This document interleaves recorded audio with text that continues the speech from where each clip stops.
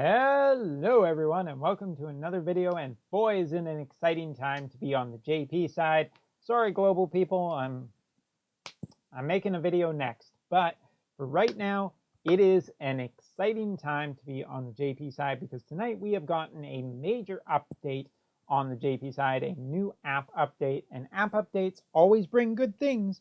So let's talk about those good things, shall we? Oh, shoot, this text is wrong. Oh, it's gone. Okay. Woo. Oh, that was close. It's almost like I have to remake this video, but I'm not going to. Rico, let's keep going. All right, so let's just cue some music and talk about some of the big things that were added in the latest update for Brave Exvius.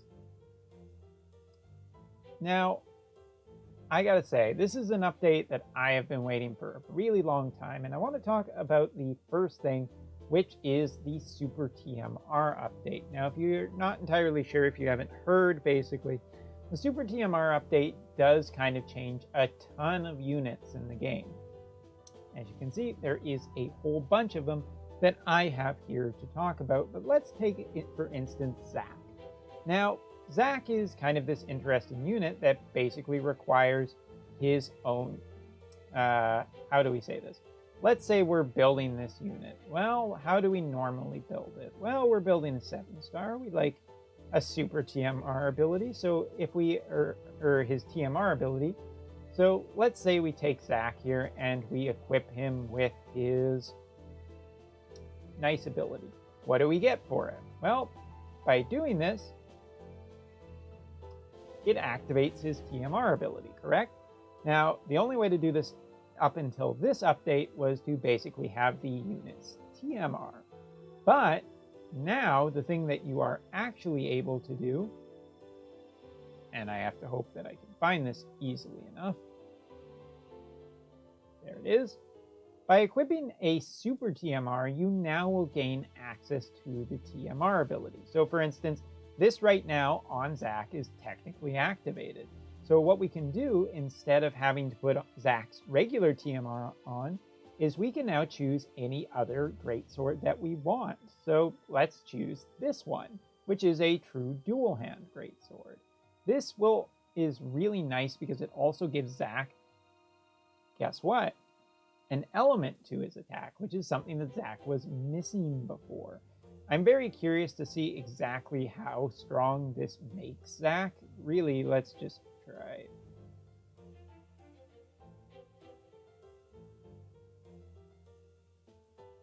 Sorry, lightning. But yeah, this is one of the new features. Basically, any unit in the game that has a TMR ability, you no longer need to use their TMR. You can actually use their super TMR. And this is great for a ton of units. Particularly with the global news that has just recently come out that, where is she? Units like A2 and 2B are very confined by their very specific weapon. A2 requires you to have this great sword, and 2B requires her katana. But by having their super TMR now, you don't need to use these. And these are one of the things that have become some of these units' most limited or limiting factors to this, is the fact that they need their own TMR. But having their super TMR means that you can bypass that. Obviously, it can make a big difference for some units, and it will make not so much of a difference for other units. Units like Lyra obviously benefit by not having to have this stupid fist attached to them. Whereas other units like Squall, super TMR wise, yeah, it's going to improve his limit burst, but that really wasn't the problem with Squall now, especially enhanced. So some units will benefit from this, other units will not. But either way, it is important that you know about these changes now so that you can be ready for them. So super TMRs will gain a lot of value into the future because of this. Now, other things that have been added to the game, if you take a look, it's not on this screen, but it is on this screen. It's very, very small. There is actually a timer by the arena counter. So now you know how long until your arena orbs refresh. I have no clue why this took so long for these guys to do it. Something else that has been added to the game as well is if we go in and, I don't know, let's just say we do this raid.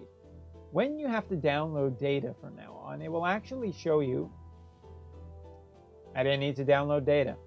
It will actually show you the amount of data that you are downloading. Again, this is just a pretty damn nice little feature. I don't think there's really much to talk about when it comes to it. It's just a nice feature that they've added to the game, is the fact that now we don't need to now we can know how much data the game is using when it has to be downloaded and stuff. Also, no idea what the damage bonus is about, but there it is.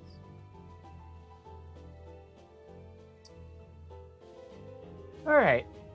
Continuing on, you'll also notice this big thing on the front screen, which is the Grand Mission. The Grand Mission is, as far as I can tell, just a new thing for new players to get some extra lapis. Also old players too. So for right now, we'll do this one. Hey, there is the data download. It went really, really fast. So we have to use ice and kill with a limit burst. Thankfully, lightning has an unlimited supply of limit bursts on turn ones.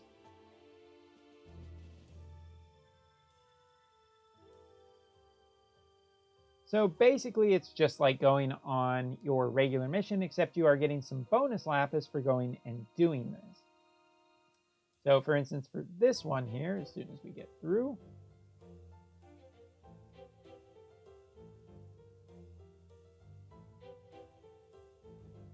waiting he is. Yes, we know, Lightning, you have a long limit burst. Oh, that poor Ochu. Oh my god, that poor Ochu.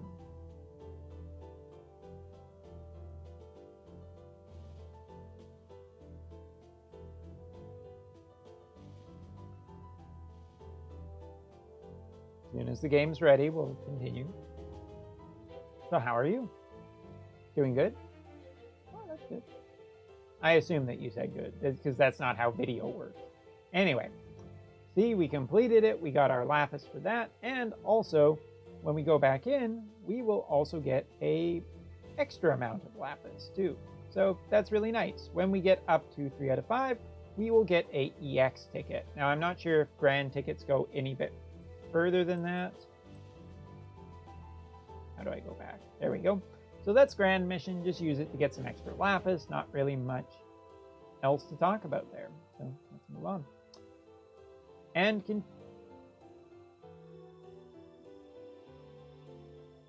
sorry, need to collect my lapis. There we go. Look, we're over 9,000. But that's not all. There's actually been a ton of stuff updated here.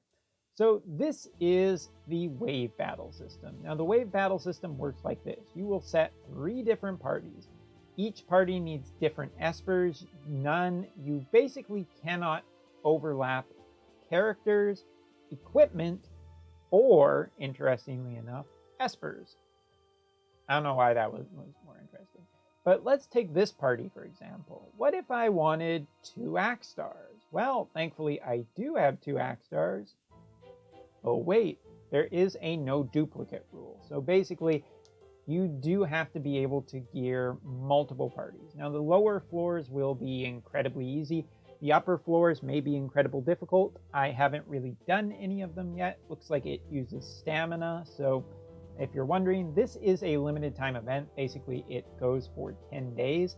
What the frequency of this event will be going forward into the future, I don't know, but yeah, you're basically looking to gear, make, and equip 3 different parties to go through this. And this is probably overkill. This is probably going to be made for different type or different ones. So I haven't equipped any of my units with anything.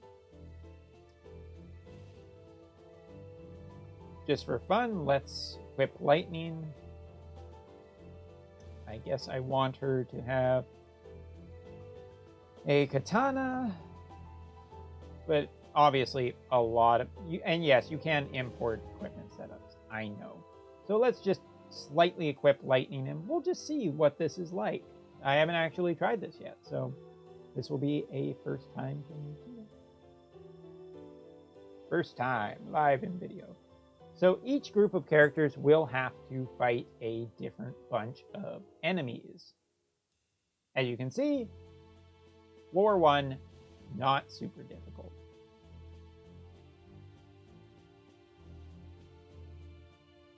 And even an Axe Star with nothing equipped can kill these. Okay, it's a 7-star Axe Star with a level 120, but still, you get the point. Or maybe you don't. These all look wind. Let's just fire them. But as you can see, the base floor is really not that difficult at all. So this should give you an idea of how easy it is. I think this is geared maybe kind of like a raid. It will be a little difficult, but maybe the top floor will be most difficult. Oh dear God. So yes, you will just go up in multiple floors and fight different enemies. And here you will get points. So, hey, look at that. Floor 1, we got a ticket. Not bad. What the total rewards for it are, I do not know yet. So, do not ask me, because I just don't know. Anyway, and one of the biggest changes will be the friend point system, or the friend system. So now, you don't just get to set one friend unit, you now get to set multiple friend units. So let's say your friends needed a magic attacker. Well, I guess we can put up, I guess it depends how nice you want to be, but we'll throw up an Ellie, we'll throw up an Axe Star, and for non sequiturs, we'll throw up a Aerith. Also, I do believe they have actual names. I believe these are like support. Anyway. You can really just put any type of unit you want in them. What other type? Let's put up Primrose. So now, when I actually go back out, and the game loads, if we were to go and do basically anything, let's go do Earth Shrine real quick. When we go in here, as you can see, our friend units have multiple slots. So we can actually see that other people have set up different types of units here. We have tanks, we have support units. This is a big improvement to the friend point system. Apparently not everybody has changed their setups yet, but hey, it's new, give them some time. This is just great for flexibility. This means that you can put up multiple different types of units and try and help multiple different people at once.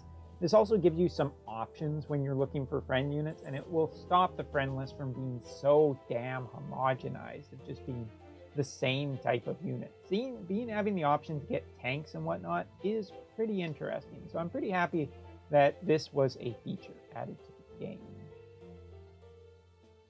Oh, we're so close to that.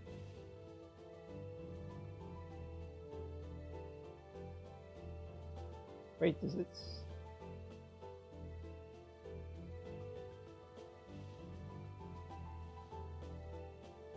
Oh, we're done grand missions? Oh, no we don't. Anyway. That's weird. Why does it... Oh, it must be complete. Oh, God. Well, I guess I'll finish it in about 12 hours. That's something I did not know. Other than that, there is some minor changes to the game as well. If you are W casting certain abilities, taking, for example, Golbez. Golbez is an ability that basically when you use it, it unlocks a different type of ability on its second use.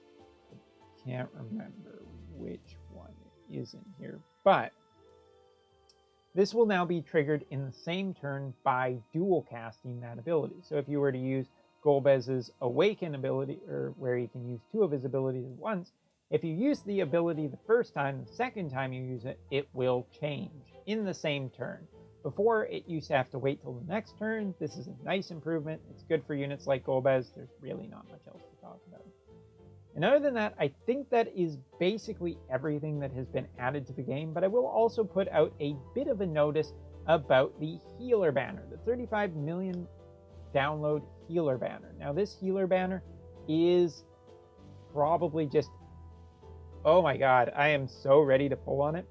If you are not entirely sure, the big thing about it is that basically when you do your pulls at a 8 pull, you are guaranteed 2 rainbows off off the healers that are on that banner. I could just find it real quick. There it is. So the split banner guaranteed 2 rainbows for 5k Lapis and an 8 pull or an 8+1 pull. Anyway, the units on it are Folka, Santa Rosalia, Ayaka, CG Fina, Aerith, and Rem. Absolutely amazing selection of units, except for the regular Ayaka. Anyway, but all of these Super TMRs are incredibly awesome. I will be doing this mainly just because, oh my god, Aerith Super TMR, Santa Rosalia Super TMR, Folka Super TMR, Rem Super TMR. Lots of good shit here. Anyway, so that is all for this update. I hope you guys have a ton of fun exploring the app. I haven't even gotten through everything I want to check yet, but super hyped. Probably see you tonight on the Twitch live stream. See you then.